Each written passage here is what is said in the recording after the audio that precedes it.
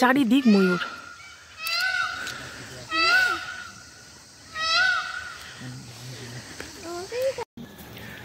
So hey everyone, good morning, welcome back to my channel Puja's blog. আশা করছি তোমরা সকলেই খুব ভালো আছো, আমিও কিন্তু খুব ভালো আছি। তো এখন দেখো 5:30 বাজে, তো আমরা রেডি। তো 6টার সময় আমাদের টোটো আসবে। তা আজকে আমরা যাচ্ছি হলো হাতি সাফারি করার জন্য। তো আমাদের টোটো আসবে, আমরা সবাই রেডি, স্নান টান করে একদম পুরো রেডি। আর হলো আজকে হচ্ছে সাফারিতে যাচ্ছি হচ্ছে আমি, বাবা আর আমার বর। কারণ কি মা হচ্ছে যাবে না, আর মেয়েকে নিয়ে মা বাড়িতেই থাকবে, মানে হোটেলে থাকবে আর কি। তো আমরা 3 জন যাচ্ছি। তো চলো এখন থেকে আমার ব্লগটা আমি স্টার্ট করছি, তোমরা দেখতে থাকো, আশা করছি খুব ভালো লাগবে। আর হাতির পিঠে ওঠা মানে ভয়ও লাগছে, কি হবে জানি না, আর কিছু দেখতে পাবো কিনা সেটাও জানি না। তো চলো তোমরা ভিডিওটা কন্টিনিউ দেখতে থাকো, আশা করছি তোমাদের ভিডিওটা দেখতে খুব ভালো লাগবে। তো এই যে আমাদের টোটো চলে আসলো, তো চলো যাওয়া যাক। তো আমরা চলে আসলাম এখানটায়, ওই যে বাবা আর বর দুজন মিলে যাচ্ছে যে টিকিট কাউন্টারে। আর আমাদের একটা গন্ডগোল যেটা হয়েছিল সেটা হয়তো অনেকেই জানে না, তো সেটা বলে দেওয়া ভালো। কেন কি আমরা হচ্ছে টোটো করে এসেছি, তো এখানে আসার পরে আমাদের যে গাইড উনি বললেন যে আপনারা ওখানে কিসে করে যাবেন, মানে হলং বাংলো থেকে আমাদের ওখানে হাতির পিঠে তুলবে। এইবার মানে আমাদের তো এই জিনিসটা জানা ছিল না, তো উনি বললেন যে আপনাদের তো টোটো করে ওখানটায় নিয়ে যাওয়া তো হবে না, কারণ কি ওই জঙ্গলের মধ্যে হলং বাংলো তো বেশ অনেকটাই দূরে, তো ওই অতটা অবধি টোটো করে আপনাদের ঢুকতে দেওয়া হবে না, তো আপনারা তাহলে গাড়ি করে যেতে হবে আপনাদের। তো বললো আপনাদের নিজেদের গাড়ি আছে? তো আমরা বললাম হ্যাঁ আমাদের তো নিজেদের গাড়ি আছে, কিন্তু আমরা তো গাড়ি আনিনি। তো উনি বললেন এখান থেকে যদি আপনারা গাড়ি ভাড়া নেন তো 700 থেকে 800 টাকা পড়বে। তো উনি বলছিলেন যে আপনাদের নিজেদেরই যখন গাড়ি আছে তো এতগুলো টাকা আপনারা কেন দিতে যাবেন। তো তারপর এই যে বর আবার গিয়ে যে এখন গাড়ি নিয়ে আসলো, তারপর এখন আমরা বেরাবো। তো চলো এটাই তোমাদের কাছে একটু বলার ছিল, যে যারা জানো না আর কি কথাটা, তো তাদের একটু বলে দিলাম, সুবিধা হবে তাহলে আর কি। তো ঠিক আছে চলো ব্লগটা তোমরা কন্টিনিউ দেখতে থাকো। এলিফ্যান্ট সাফারিতে আমাদের কত কি লাগছে সেটা একটু তোমাদের জানিয়ে দিই। তো আমাদের যেহেতু অনলাইন টিকিট করেছে, যার জন্য আমাদের পার হেড 1200 টাকা করে আমাদের পড়লো। আর 800 টাকা সামথিং, মানে এক একজনের ধরো মাথা পিছু ধরো ওই 1400 টাকা সামথিং কিছু পড়লো। তো এখানে 1200 টাকা করে 3 জনের, তো 3600 টাকা ওটা হচ্ছে অনলাইন পেমেন্ট করা হয়েছে। আর বাকি যে টাকা সেই টাকাটা এখানে দিতে হবে, ওটা হচ্ছে সাফারিতে মোট ওই এক একজনের 1400 সামথিং করে পড়বে। আমরা এই যে দেখো ঢুকে পড়লাম ফরেস্টের ভেতরে। তো আমরা এখন যাচ্ছি হলং বাংলোতে, তো সেখান থেকেই আমাদের রাইডটা শুরু হবে। আর আমাদের সাথে কিন্তু যাচ্ছে আমাদের গাইড দিদি। তো আমাদের গাইড দিদির মুখে তোমরা কিছু শুনে নাও এখানকার অনেক কিছু কথা, যেটা নাকি আমরাও জানতাম না, তো তোমরা একটু ওনার মুখে শুনে নাও। একটু বলে দাও। আমার নাম হচ্ছে আলমতি কারজি। সাফারি হয় বিকালের যে কার সাফারিটা, সেটাতেই সবকিছু এনিমেল দেখা যায়, হাতি, গন্ডার, বাইসন, হরিণ, ময়ূর, প্রচুর ময়ূর ঝাঁকে ঝাঁকে দেখা যায়, হরিণ দেখা যায়। এই সময়টা হয় কি ওই লাল লাল একটা শিমুল তুলা যে হয়, সেই শিমুল তুলা ফুলটা খেতে বাইসন, হরিণ এরা খুব পছন্দ করে।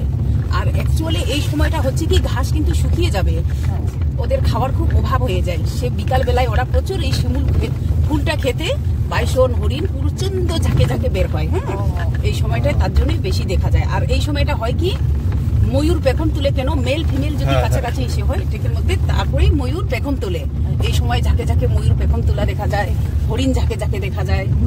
এই সময়টায় বেশ সাইডিং হয়। বিকালে যে 3:30টার যে সাফারি হয় সেটাতে প্রচুর এনিমেল দেখা যায়। তারপরে হচ্ছে যারা কার সাফারি করে তারা তো 30 kilometre up and down, 30 kilometre মোটামুটি 7 কিলোমিটার পার হয়ে যে খড় এরিয়াটাতে ঢুকে গ্রাস লাইন, সেই জায়গাগুলোতে এনিমেলটা বেশি দেখা যায়, ওই জলদাপাড়া ওয়াচ টাওয়ারের কাছাকাছি। এখানে মেনলি হচ্ছে জলদাপাড়া, ওই একসিংহ গন্ডার, গন্ডারও দেখা যায়। গন্ডার এখানে ওই গ্রাস লাইন যেমন 200-এর উপরে আছে বোধহয় না, গন্ডার আছে 300-এর উপরে, হ্যাঁ 300-র উপরে আছে। ওরা মানে ওই যেখানে নদীর ক্যানেল কাঁচা কাঁচা ঘাস আছে সেই জায়গাগুলোর মধ্যেই গন্ডারকে একটু বেশি দেখা যায় আর কি। তো চেষ্টা করবেন যে কোনো ইসের মধ্যে বিকালের সাফারিটা নেওয়ার, এই জঙ্গলে যে কোনো জঙ্গলে ঘুরতে যাবেন বিকালের সাফারি নেওয়ার চেষ্টা করবেন। আমাদের বিকালের সাফারিটা খুব ভালো হয়েছিল আগে, সবেরই দেখা হচ্ছে। যে কোনো জঙ্গলে যাবেন, শুধু এই জলদাপাড়ার জঙ্গলে না, যে কোনো জঙ্গলে যাবেন সকাল বা বিকাল। মানে হয় কি ওরা মানুষের থেকে উল্টোটা করে, আমরা যেমন দিনের বেলায় চলাচল ঘাট এদিক ওদিক করি না, ওরা ঠিক সন্ধ্যা থেকে সকাল ভোর অব্দি ওরা এদিক ওদিক চলাফেরা খাওয়া দাওয়া শুরু করে। যখনই দেখা গেল রৌদ্রের আলো পৌঁছে গেল, ওরা কি করে ওদের একদম রেস্টেড টাইম, যেমন আমরা রাত্রি মোটামুটি 10টা 11টার পর থেকে আমরা শুয়ে পড়ি, সেরকম ওদের একদম রেস্টেড টাইম। ঠিক আবার বিকাল মোটামুটি 3টা 3:30 থেকে ওরা পুরো মুভমেন্ট করবে খাওয়ার জন্য। এরকম এগুলো জানা থাকলে ভালো হয় আর কি জঙ্গল সাফারি করতে। তো ঠিক আছে, প্রচুর ময়ূর, তো ময়ূরই সব ভর্তি।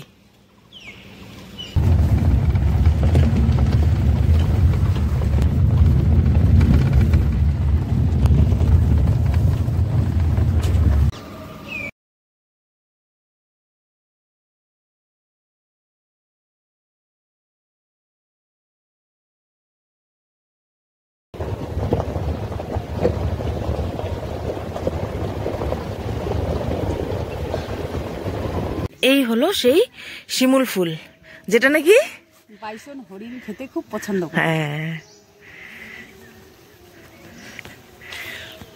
বিশাল বড় গাছটা। বাহ, জায়গাটা হেভি লাগছে না দেখতে? হ্যাঁ, আচ্ছা, একটা ময়ূরই দেখা যাচ্ছে খালি। একটা তো মানে এখানে আমরা সবাই মিলে গল্প করতে করতে হঠাৎ করে আমার চোখটা গেল ঠিক এই ময়ূরটার দিকে, যেটা নাকি একদমই আমাদের খুবই কাছাকাছি ছিল। তো আমি আস্তে আস্তে করে যেতে যেতেই ময়ূরটা ঠিক আমার আওয়াজ শুনতে পেয়ে দেখো আস্তে আস্তে করে গুটি গুটি পায়ে দেখো হেঁটে হেঁটে চলে যাচ্ছে।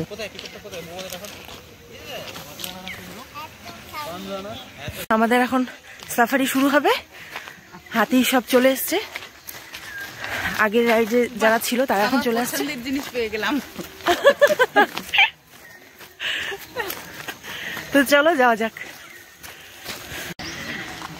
এই যে সব একে একে এবার এখানে আমরা উঠবো।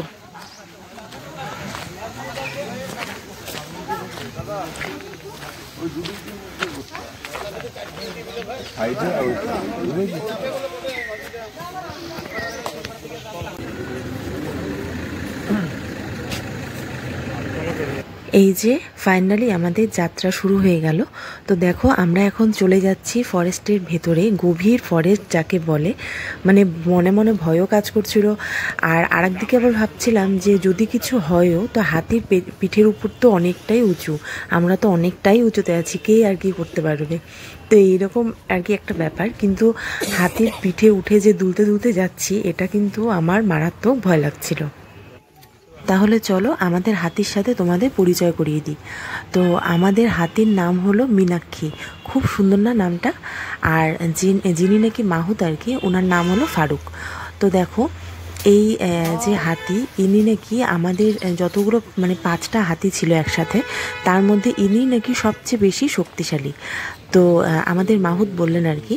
তো ইনি নাকি সবচেয়ে বেশি শক্তিশালী, আর এনার কাছে নাকি একটা বন্দুক থাকে, যদি কখনো কোনো বিপদ আসে আর কি, তাহলে সেটার জন্য একটা এই মীনাক্ষীর কাছে একটা বন্দুক রাখা থাকে। মানে আমরা যেখানে বসেছি তার ঠিক নিচের দিকে আর কি। আর আমাদের এই হাতিটির বয়স কিন্তু খুব একটা বেশি বয়স না, 36 ইয়ার্স, মানে 36 বছর বয়স। আর আমার বর যে হাতির মধ্যে রাইড করছিল, ওর বয়স হলো 50 ইয়ার্স। একটা কথা শুনে খুবই ভালো লাগলো, সেটা হলো এই হাতিদের নাকি 60 বছর অবধি চাকরি থাকে, মানে 60 বছর পর তারা রিটায়ার করে, মানে মানুষের যেরকম হয় ঠিক তেমনটাই। তো তারপর থেকে নাকি তাদের পেনশন চালু হয়। তো সেই 60 ইয়ার্সের পর থেকে নাকি হাতিরাও পেনশন পায়। কথাটা শুনে কতটা ভালো লাগলো। আর আমার অভিজ্ঞতা থেকে আমি তোমাদের কিছু কথা বলতে চাই। তো সেটা হলো মানে হাতিতে যখন তোমরা রাইড করবে তো তখন চেষ্টা করবে যাতে হাতে তোমরা কোনো কিছু না রাখো, মানে কোনো কিছু যাতে হাতে না থাকে, তাহলে না ব্যালেন্সটা ঠিক গন্ডগোল হয়ে যায়। মানে আমি যে হাতে ফোনটাও রেখেছিলাম তো সেটাও আমার কাছে যেন খুব একটা চাপের মনে হচ্ছিল। তো জানি না কার কাছে কি মনে হবে, কিন্তু আমার কাছে না ঠিক এমনটাই মনে হচ্ছিল। আর একটা কথা মানে যারা আর কি হাতিতে রাইড করবে তারা কিন্তু সবসময় একটু জুতো টাইপ মানে বাঁধা টাইপ কিছু পরার চেষ্টা করো, কেন কি মানে চটি টাইপ কিছু পরলে মানে সেটা না খুলে যাওয়ার চান্স থাকে। কিন্তু আরেকটা কথা শুনলাম, সেটা হলো আমাদের গাইড দিদি বলল যে যদি হাতের থেকে ফোন বা যে কোনো কিছু বা জুতো যদি কিছুও যদি পড়ে যায় তাহলে নাকি হাতি নাকি সুর দিয়ে সেটা আবার তুলে দেয়। কতটা সুন্দর লাগলো না কথাটা শুনে, কতটা অবাক লাগে না এইসব শুনলে, মানে কতটা ট্রেনিং দেওয়ার পর মানে হাতি এত কিছু বোঝে, মানে মাহুতের কথা আর কি এত কিছু বোঝে। তো আমাদের যে বর যে হাতির মধ্যে যাচ্ছিল সেই যে মাহুত, উনি নাকি 27 বছর ধরে এই হাতির সাথে কাজ করে। আর আমি যে জুতোর ব্যাপারটা বললাম সেটা আমি কেন বললাম, কারণটা হলো মানে হাতি তো একদম পুরো ঘন জঙ্গলের মধ্যে দিয়ে যায়, তো এত গাছপালা মানে ঝোপঝাড় থাকে যার জন্য না মানে জুতোটা খুলে যাওয়ার চান্স থাকে, যার জন্য আমি এই কথাটা বললাম, মানে আমি নিজের অভিজ্ঞতা থেকে আমি কথাটা বললাম। আর হাতি রাইড করার সময় খুব সাবধানে থাকতে লাগে, মানে ফোকাসটা ঠিক নিজের সামনের দিকে রাখতে হয়, না হলে কিন্তু মানে এখানে ওখানে গাছে বা গাছের ডালে যে কোনো সময় কিন্তু ব্যথা লাগার চান্সটা খুব বেশি থাকে। এর জন্য হাত দিয়ে সবসময় নিজেকে বাঁচিয়ে রাখতে হয়।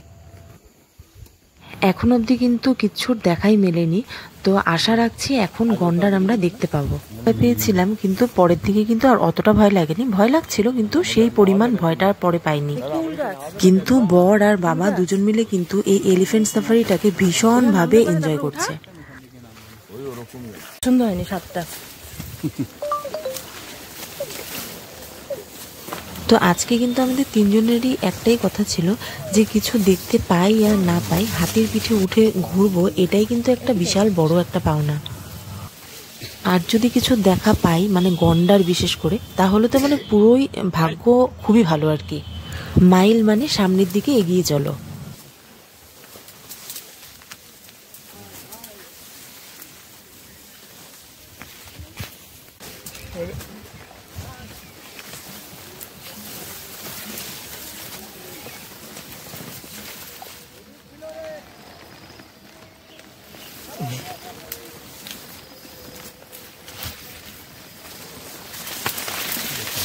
পিছনে গন্ডার গন্ডার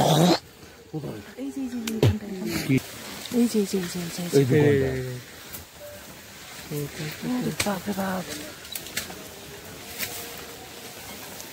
এত সামনে থেকে গন্ডার দেখতে পাওয়াটা কিন্তু একটা বিশাল আনন্দের ব্যাপার।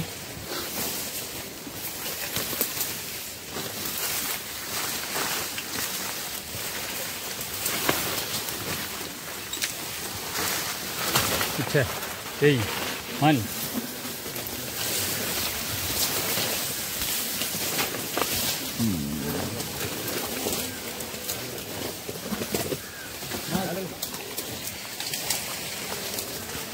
এই আচ্ছা আর একটা গন্ডার এখানে সামনে।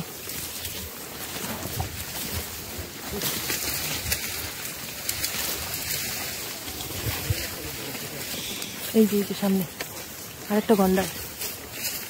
কথা বলবো নাকি?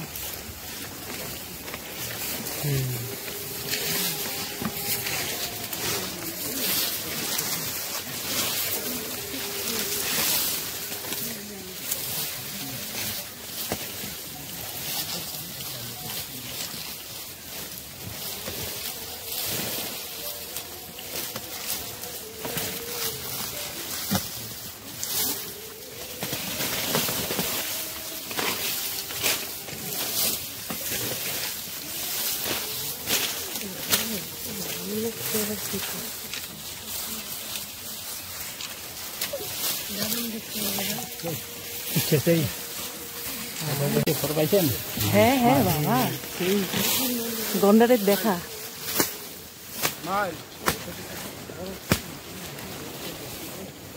দারুণ লাগে বিশাল সাইজ গন্ডারগুলো, হেভি বিশাল সাইজ। যাক, ধন্য হয়ে গেল। ঘোড়া সার্থক। আর তুমি দেখো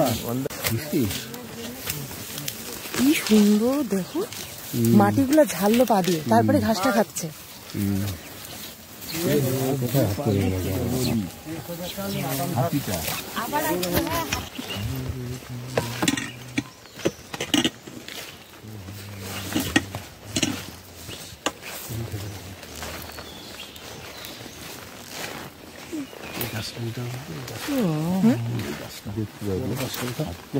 আমরা গন্ডারের দেখা পেয়ে গেছি, এবার দেখো আমরা আবার চলছি সেই হলং বাংলোর দিকে। ডাল ডাল বলতো না, মাকড়সার ডাল।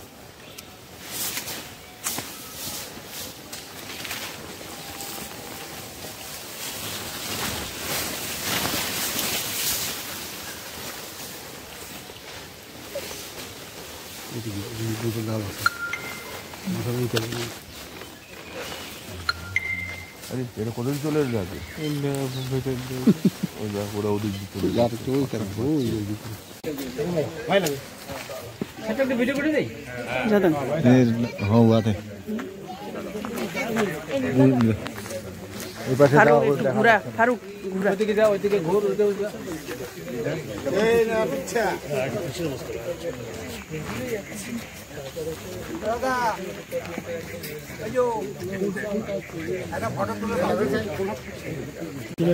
হ্যাঁ এখন তখন হয়নি।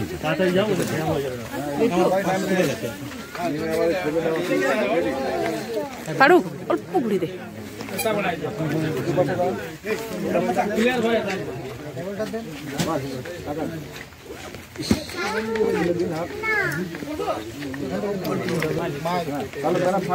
যান আপনারা নিলে যান, তাড়াতাড়ি দিন, হ্যাঁ লেট করবেন না।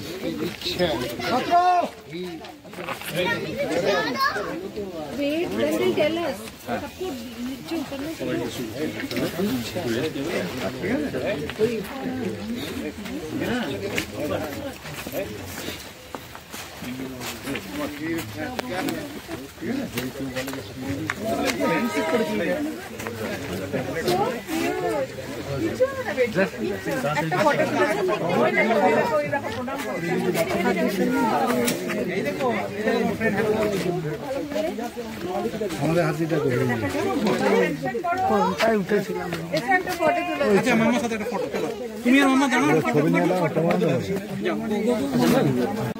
বাবা দেখো এখানে টাকা দিল, কি সুন্দর টাকাটা নিয়ে মাহুদের হাতে তুলে দিল। তো আমাদের এলিফ্যান্ট সাফারি করা হয়ে গেল। মানে আমাকে যদি কেউ বলে যে আমি আরেকবার করতে চাই কিনা, আমি তো বলবো না।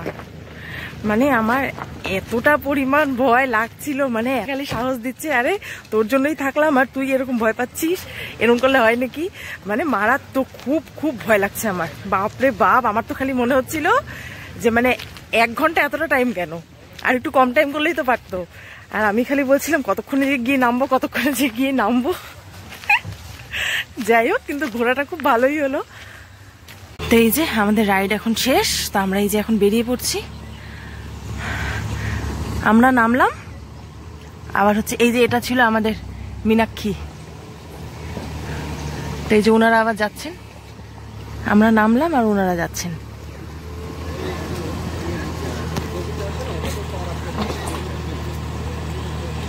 এই যে এখানে যে গ্রিন কালারের যে একটা টিনের চাল দেয়া দেখা যাচ্ছে, তো হাতিগুলো সব এখানেই থাকে।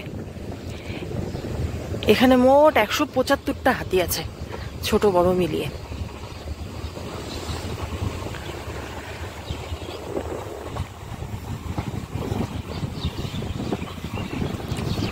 এবার দেখা যাক। আজকের দেখো শেষ দেখা আমাদের ময়ূরের সাথে। তো ফার্স্টের দিন আমাদের স্বাগত জানাচ্ছিল, আর আজকে দেখো আমাদের বিদায় জানাচ্ছে।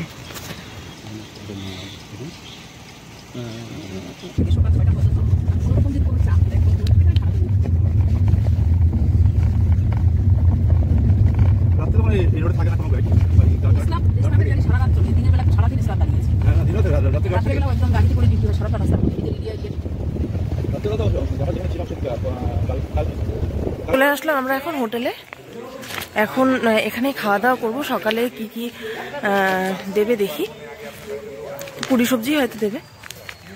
তো যাই হোক, চলো খাওয়া দাওয়া সেরে নি, তারপর আবার আমাদের বেরোতে হবে। মানে আমার খুব ভয় লাগছে, এখনো আমার হাত পা মনে হচ্ছে কাঁপছে আর কি। তো চলো খাওয়া দাওয়া করে নি। এই যে এখন আমি সকালের খাওয়া দাওয়া করবো।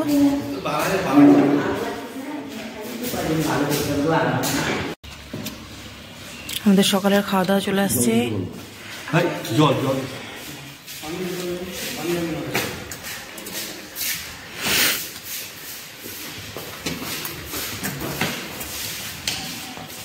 তো আমাদের সব গোছগাছ হয়ে গেল, আর এই যে আমরা এখন বেরিয়ে পড়ছি।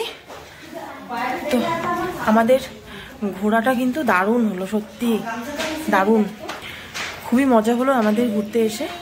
তো আবার হবে। এনাদের ব্যবহার সত্যি এতটা ভালো না, মানে আমাদের সবারই খুব ভালো লাগছে, মানে কি বলবো, সত্যি খুব ভালো মানুষ ওনারা।